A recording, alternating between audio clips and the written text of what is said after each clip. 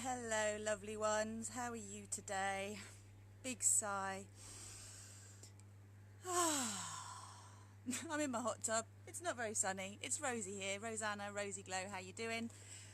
Before I go further on, please remember that I'm kind of sharing with you mindset shifts that are all part of my co-creation success course, which is going live the 31st of July. If you want to know more about that, follow the link that will be in the video after it's been published.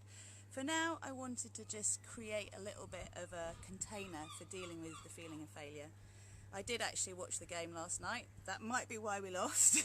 And I actually went down to be part of the crowd. I was down at the big screen at in Brighton, down on the seafront, which was amazing. But obviously, you kind of, with that collective excitement comes the collective deflation as well. And I wrote some notes on my way back, which I wanted to share with you in my clipboard. Basically, we had a conversation about this earlier in terms of the anticipation building, when something that we really want to happen, we're kind of building towards, and of course we have both fear of failure and fear of success to deal with as resistance to actually being able to move forward. And I mentioned what happens when two teams were both equally, skilled, which one's going to win. And basically what we came to was this idea that the one that is most invested in winning will win. And the one that has the least shadow or resistance around winning. So in this instance, Croatia won, and you could also say that they had a bit more of a stronger drive to win, in the sense that this is the first taste they've ever had of being in the finals of a World Cup, whereas we have actually been in the finals and we have won before. I think it was 1966, if I remember correctly. I have been trying to get up on my facts with football. But obviously semi-finals, 1990 was the last time, or was it 96? I'm aware of the whole Cool Britannia thing that we were all part of at the time, and this whole wave building, and everybody this time, apparently half the world watches the football, right? So if half the world watches the football, then half the population of England potentially watches the World Cup as well. So we have a collective here around collective consciousness diving, the anticipation that we had, and then the big dive that's come, and how that affects us both consciously and subconsciously. So I know I had a wobble this morning, nothing to do with the football, but just in the energy that was around. I know most of my team, or one of my team, another part of my team also was challenged. And this is the thing, is that when we come to this, we really have to dig a little deeper and remember, yes, it is a game, life is a game. How we play it will determine what actually happens. And I just want to go through the notes. So really, fear of success, we have to define what success actually is. And it's mastering failure. That's what I came up with. And then you ask the question, what is failure? Well, it's not achieving your goal. Ha ha, sorry about the pun. What can you learn from it? Well, what was different this time? These are questions to really ask. What was different this time? And even if you're not actually watching this because of the football, anything in life that you feel you failed at, you feel that that's it, can't do that anymore, it's not happening. It could be the loss of a relationship, it could be a loss of a job, it could be anything really that you've had a vested interest in and it's fallen flat. So the questions I would ask are, what was different this time? What did work and what didn't work? And then to look at how many times have we won, or how many times have we got to the semi-finals, how many times have we got to the quarter-finals. What is actually different this time? What was different from the last time we were in the World Cup, and what was different the time before? Because in this instance, if you can keep measuring your success instead of your failure, it will really help you to be able to see that things have improved, even if you didn't get the end result that you actually wanted. And if they haven't improved and they've actually gone backwards, why is that? So you keep coming out of the personal. I made a video about depersonalizing the shadow, because last night, I have to say, watching the alcohol being consumed around me and watching how people were kind of going from, yay, go England, to, oh, England, fucking England. Like, it was really like the turn was phenomenal. And it's just like, wow, how fickle are we? We put all of our intention and sense of happiness outside of us. It depends on something outside of us.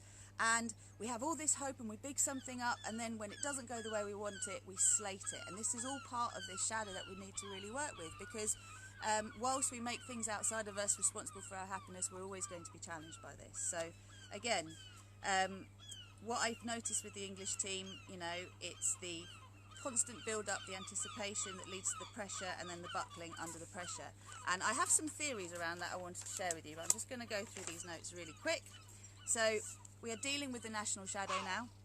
What percentage of the British population watches football? I said about half potentially. How much of the population is feeling down because of this today? Well, maybe you don't know that you're feeling down because of this. Maybe you're feeling down and you don't know why, and it could be because you're piggybacking on the collective subconscious, which is feeling down because so many did participate in watching the game, and the perceived expectation of success that was then determined by perceived failure. So we look then at the commentary, and was the commentary actually positive? I did notice towards the end of the game that, you know, they were already talking about Croatia getting a sense of their first taste of the finals, and it's kind of like anticipating what's going to happen next. Not too much negativity, but I didn't watch the commentary in the middle because basically I didn't want to be put off, and I had to be really careful. I was with my friend Hope, and I had to be really careful about everything I was saying. Oh, you know, come on, oh no, oh, you know what they're going to do here, don't you? You know, you have to really watch where your mind goes, because that tells you how you're setting yourself up for failure or you're setting yourself up for success. And basically we're all good at being shiny and bright when when things are going well. We're not so good when it isn't. So inviting you to feel the feeling, but don't get stuck in the story. So whatever's actually going on for you at the moment, you know, feel the feeling. Is it disappointment? Is it sadness? Is it grief? I wanted to make the video at 8 AM, but I figured everyone needed a little bit of time, including me.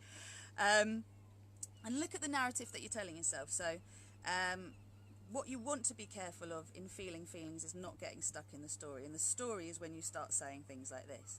This always happens. I knew this would happen. I should have. I shouldn't have. And you start thinking that you are solely responsible for what did and didn't happen. Now, yes, you actually do contribute your energy to the success or not, depending on how centered and grounded and working with the group that you are. I didn't feel particularly part of the crowd, I have to say.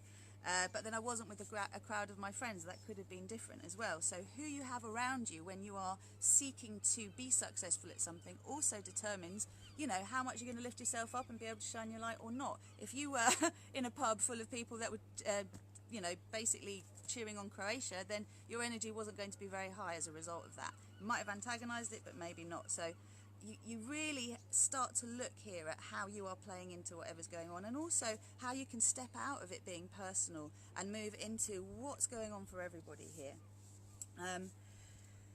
In the end, this is... I can't even read my writing.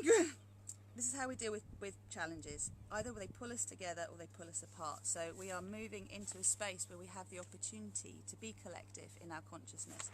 And when we are facing a challenge, do we pull together with the people around us, or do we start slating each other?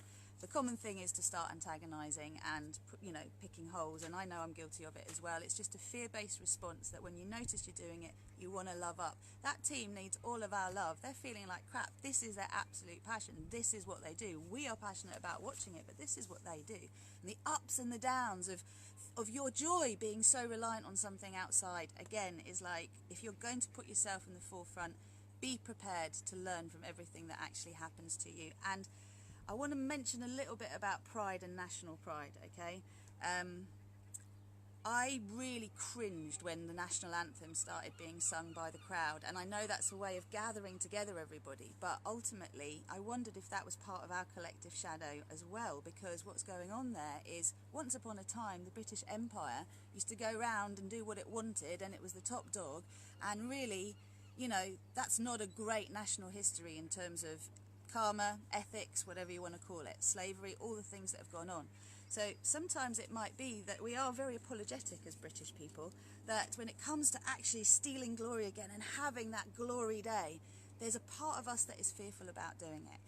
And if that's the case, then, you know, you're in a situation here where you have to clear that. You have to clear the shame, you have to clear the guilt, and you have to move into a space where it's like, okay, we're not there anymore, we are here now. So in any situation in your life where old stories are basically running the show for you, and you don't feel you deserve to win because of something that happened X, Y, and Z ago, might not even be you, might be in your ancestors, then you have, again, a bit more of the self-saboteur showing up and kind of, you know, tying your shoelaces up when you're trying to run. So dealing with that aspect of your personal shadow and dealing with that aspect of the collective shadow is important. And I don't know, I kind of find herd mentality very interesting, in the sense that, you know, we pull together, it's like, come Come on, England, come on, England, it's coming home. You know, all of these sort of chants that we have. What are the chants that we actually say to ourselves? What are the things that we big ourselves up with when we are stepping forward and we're going into the unknown and we are putting ourselves on the line?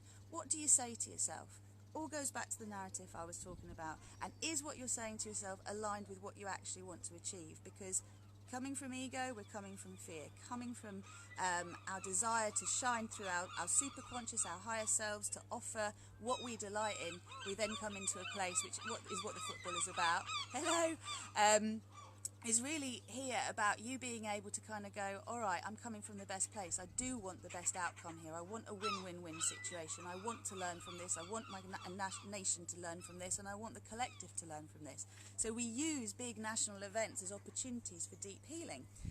If you think about it, the more people are involved, the more potential there is for healing and change. There is also more potential for victim consciousness and for going deeper into an old story. So the more of us lift up, I know you might have never watched anything I've done before, but this idea of lifting yourself out and moving out of victim consciousness and moving out of a place where, oh, you win some, you lose some, it's all down to luck, but actually coming into what you can learn from it and what you can grow from it is going to help you so much in life, to just look at winning and losing in a different way. So we can approach the game in 4 years' time again differently, with this anticipation that we're mastering our co-creation skills, we're mastering what it means to be part of a tribe, to all unite in an intention, and to remember that if we're getting inebriated in the process of trying to make something happen, we're not centered, we're not grounded, we're not anchored into the crystalline grid, we're not supporting each other with our highest intentions, we're getting muddy and fuzzy with what's going on. So again, is your action aligned with your intention? Is your action aligned with what you want to achieve? Very important. I actually felt a sense of relief at the end of the game, as in when I was walking to the car. It was suddenly like that anticipation of the unknown, the uncertainty of what was going to happen next. All of that just suddenly went. It was like there's the certainty we're not going through to the finals. You know what you're dealing with then, don't you? There's much less in the air. So there's something magical about the field of possibility, but there's also something magical about the field of certainty, of knowing there's a line drawn and you have to stand on one or the other side of it. Wondering what else? Things we can do.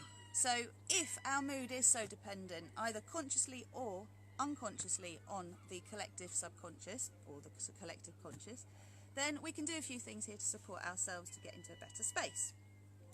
One of the things is to pretend they won.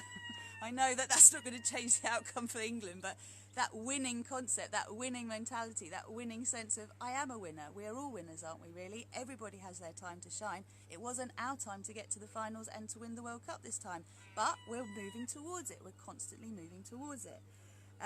We can also choose that in our reality they won if they didn't win elsewhere.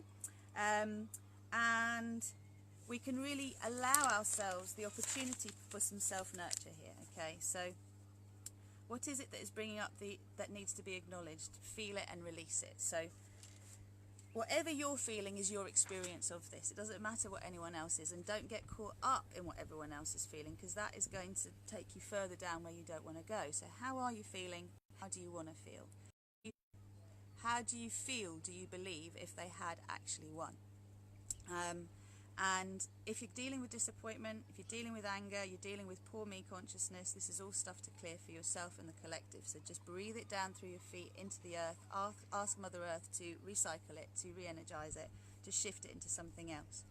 And yeah, I think I've actually said it all. So I think really for me, this whole opportunity has been one to see how much I engage and how little I engage. And there's something really wonderful about joining the bandwagon of excitement, but obviously the dash of that is, it can leave a hole, can't it? So what do you fill that hole with? You fill that hole with love, and that love is acceptance, appreciation, allowing, reverence, the willingness to look for the good, for the healing, for the growth, not to slate those that are feeling low at the moment, but to help support them to move out of that space. And not going into self-destructive habits as a way of numbing out from the pain that we are feeling. You know, if it's the pain caused by the game or it's the pain for something else in your life, as much as possible, whatever you reach for, try and be conscious about why you're reaching for it. The more you look after yourself, the more that you are going to get past whatever challenge you're in quickly, faster, and more thoroughly as well. So I hope my reflections on football, the World Cup, England winning or not winning, have supported you in some way. Please do check out the Co-Creation Success course, because that does kind of fill in a lot of gaps. I've been giving you some snapshots of kind of how you bring together a collective consciousness understanding and relate it to your own personal awareness and consciousness. And if you feel like loving yourself up a little bit more, I am going to be hosting a live solar eclipse new moon meditation tomorrow morning, 10:30 a.m. UK time, on the Rosy Glow Facebook page. So if you'd like to join me there, it's going to be really beautiful. We're going to be accessing our own inner wisdom and receiving the downloads for a shortcut into a higher consciousness frequency, which, you know, you've already got one now with the experience that we've just had. It's kind of taken us down, so let's look for a way, let's look deep to lift us up. My cat's here, she agrees. I'll leave it there, my loves. Take care, all the best, hug each other lots. You know, nice bit of oxytocin and endorphins will soothe us all, and don't eat too much cake. Lots of love.